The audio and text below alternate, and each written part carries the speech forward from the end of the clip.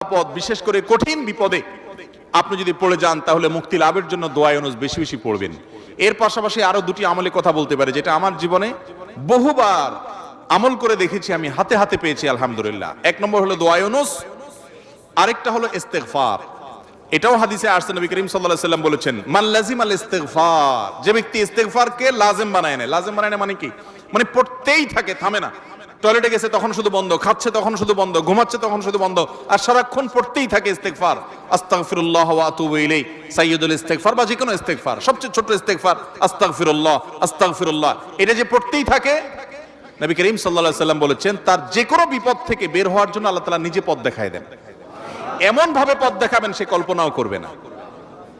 এবং জীবনে বহুবার আমি আমলটা করে দেখেছি, কঠিন কঠিন বিপদে আল্লাহ তাআলা কিভাবে উদ্ধার করেছেন আমি নিজে অবাক হয়ে গেছি, সারপ্রাইজড হয়ে গেছি।